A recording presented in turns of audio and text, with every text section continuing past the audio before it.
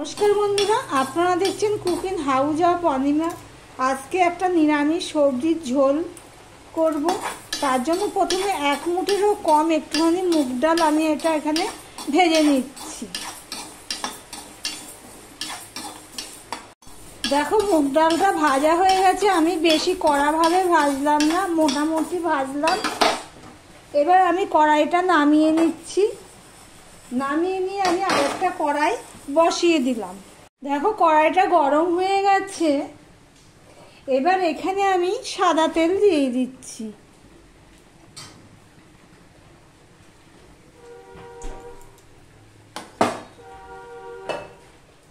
আর এদিকে দেখো, সবজির জন্য আমি কি কি নিয়ে নিয়েছি। দেখো, এখানে আলু কেটে নিয়েছি, গাজর কেটে নিয়েছি, পটল আর পেঁপে নিয়ে নিয়েছি। আর নিয়ে নিয়েছি কটা মিষ্টি কুমড়োর ডগা, অল্প কটা মিষ্টি কুমড়োর ডগা ধুয়ে নিয়েছি। এবারে সবার প্রথমে আমি মিষ্টি কুমড়োগুলো ভেজে নেব। তারপরে আবার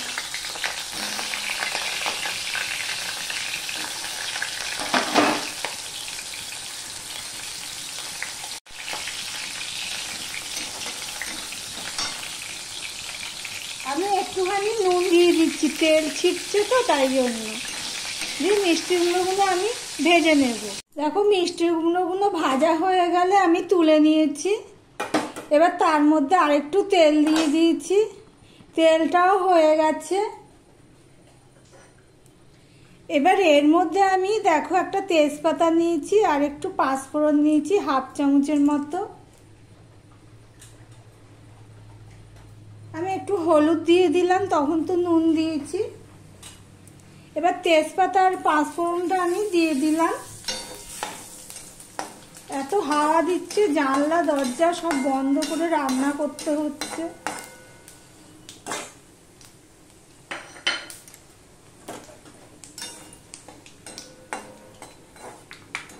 দেখো, তেজপাতা পাঁচফোড়নটা হয়ে গেলে আমি এখানে দেখো আদা নিয়ে নিয়েছি 1.5 চামচেরও বেশি, আর কাঁচা লঙ্কা নিয়ে নিয়েছি। ভিডিওটি যারা দেখছো লাইক করো, তাদেরকে বলবো লাইক করে কন্টিনিউ করতে।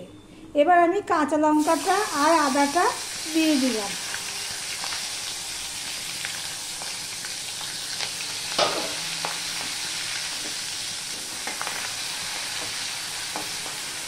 সম্পূর্ণ পেঁয়াজ রসুন ছাড়া নিরামিষ সবজির ঝোল।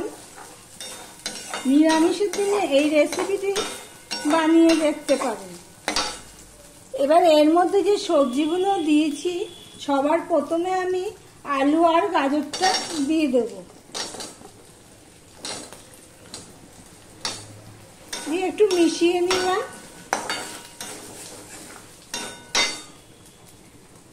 পটলটা দিয়ে দিলাম। পেঁপেটা একটু পরে দেবো, কেননা পেঁপেটা একটু পাতলা করে কাটা রয়েছে।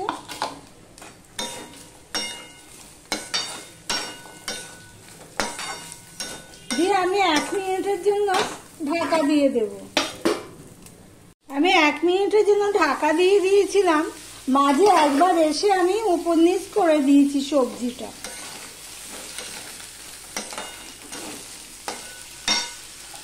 এবার আমি এই পেঁপেগুলো দিয়ে দিলাম। মিষ্টি কুমড়োটা আমি এখন দেব না, কেননা এই সবজিগুলো সিদ্ধ হতে সময় লাগবে। আর মিষ্টি কুমড়ো দিলে কি হবে, একদম পুরো গলে যাবে। সম্পূর্ণটা আমি মিশিয়ে নিলাম। এবারে যে আমি মিষ্টি কুমড়োর ডগা পাতা নিয়েছি অল্প করে, সেই ডগা পাতাটা আমি দিয়ে দিলাম। এইভাবে করলে ভালোই লাগে খেতে। ট্রাই করে দেখতে পারো তোমরা নিরামিষের দিনে, মশলা ছাড়া সম্পূর্ণ নিরামিষ একটা রেসিপি। আমার ভিডিওটি যারা দেখছো লাইক কমেন্ট শেয়ার করে দিও। আর যারা নতুন বন্ধু আমার চ্যানেলে এসছো, তাদেরকে বলবো চ্যানেলটি সাবস্ক্রাইব করে পাশে থাকতে। আর পুরনো বন্ধুরা সব আমার পাশে রয়েছে, তাদেরকে অসংখ্য অসংখ্য ধন্যবাদ। এবারে আমি দেখো এখানে স্বাদ অনুযায়ী নুন নিয়ে নিয়েছি, আর হলুদ নিয়ে নিয়েছি, সেটা আমি দিয়ে দিলাম। দিয়ে সম্পূর্ণটা আমি মিশিয়ে নেব।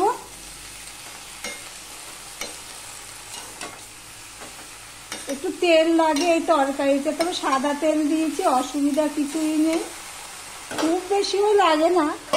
এবার আমি ঢাকা দিয়ে দিলাম। প্রায় 7-8 মিনিট পর আমি তোমাদের সামনে আসলাম। মাঝে একবার এসে উপর নিচ করে দিয়েছি। দেখো সবজিগুলো প্রায় আধা সিদ্ধ হয়ে গেছে। এবার এখানে যে আমি ডালটা প্রথমে ভেজে রেখেছিলাম, সেই ডালটা দিয়ে দিলাম। ডাল ছড়ানো তরকারিও বলতে পারো।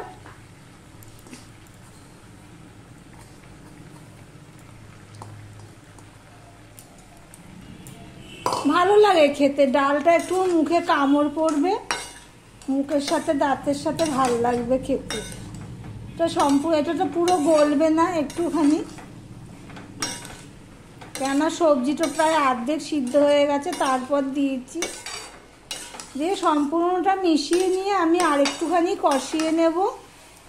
দেখো সম্পূর্ণ মিশিয়ে নিয়ে আমি আরেকটু কষিয়ে নিয়েছি। এবার এর মধ্যে আমি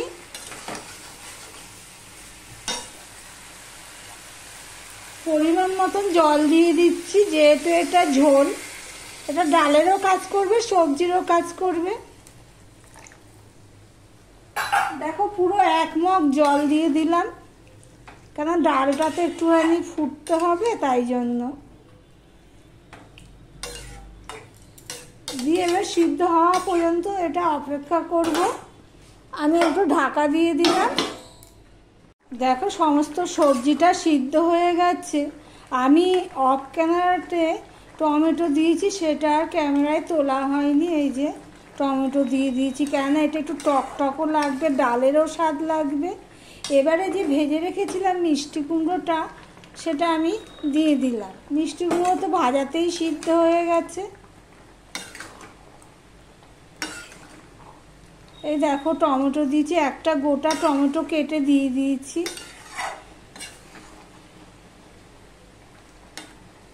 এবারে এর মধ্যে আমি 2 চামচের মতন চিনি দিয়ে দিলাম। আরও একটা জিনিস দিচ্ছি, দাঁড়াও দেখো।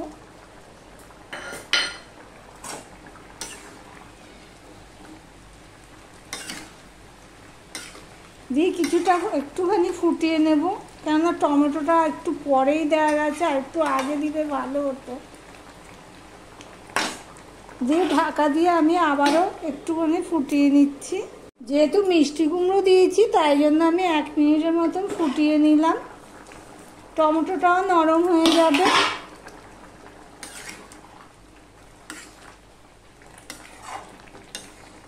কেমন হয়েছে ডাল ছড়ানো সবজির ঝোল কমেন্ট করে জানিও। এবার এর মধ্যে আমি একটু ভাজা মশলা দেবো, কেননা কোনো মশলা পড়েনি, ফোড়ন দিয়ে বসিয়েছি। এখানে ভাজা মশলা বলতে ধনে আর জিরের গুঁড়ো ভাজা 2 চামচের মতো হবে, সেটা আমি দিয়ে দিলাম।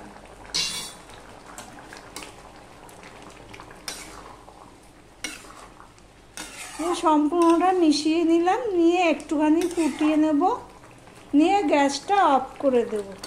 তাহলে ভিডিওটি আজকের মতন এখানেই শেষ করলাম। আবার অন্য কোনো রেসিপি নিয়ে চলে আসবো। টাটা।